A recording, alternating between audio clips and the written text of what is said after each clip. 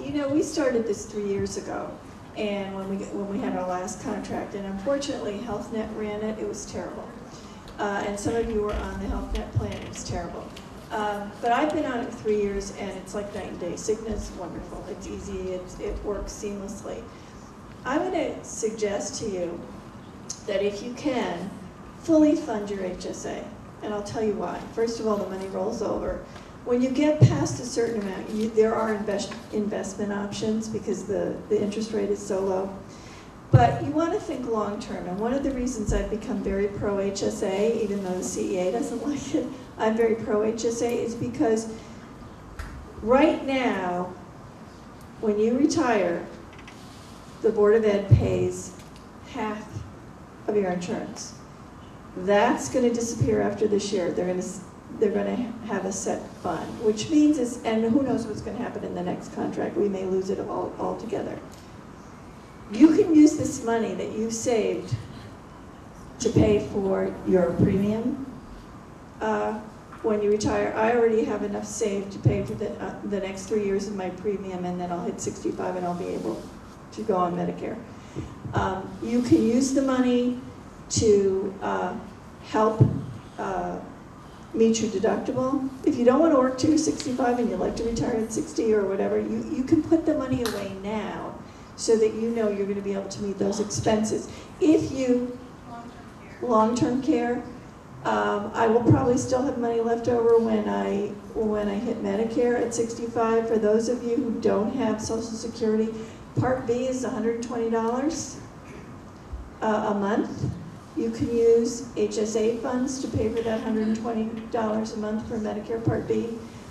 You can keep using this money till it's all gone on medical expenses, and it goes in tax-free, comes out tax-free.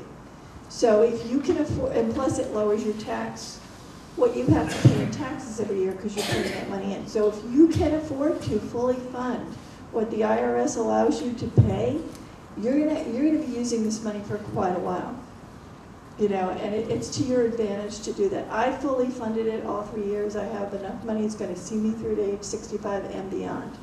So you might just want to consider it as an opportunity to put away for all those kinds of expenses that you're going to have to pay down the road, even when you're no longer covered by the Board of Ed.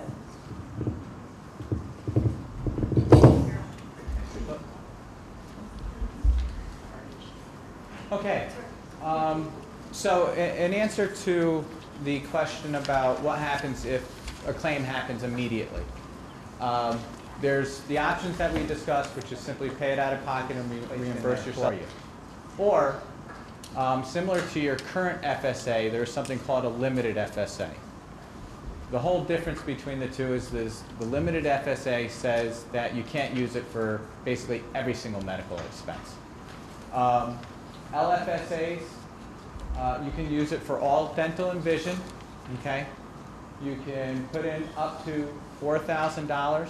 If those of you who are familiar with the current FSA, you will still have a 2.5-month grace period. But the real key to the LFSA is that the money that you pledge on 7/1 is there for you immediately, okay? So if you know you have a surgery coming up,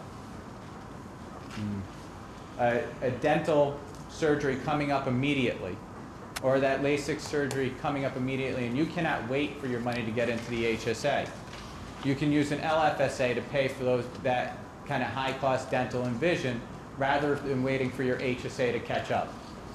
Okay? In addition, in your LFSA, we also place something called a post-deductible LFSA. I know it's a lot of terminology. It won't affect a lot of you, but I want you to understand it anyhow. A post-deductible FSA says once you hit $1,200 as a single instead of your $2,000 deductible, or $2,400 as a family instead of your $4,000 deductible, you can start using your LFSA account to pay for that major service. Okay? So Diane, going to your question about you going to an out-of-network doctor, that 30% that you have to pay, you can use the limited purpose FSA to pay that because you've met your deductible, and now you can use that money to pay your 30%. Right. if you think you're going to exhaust your HSA as well. Okay, so Both an LFSA and an FSA then? no, so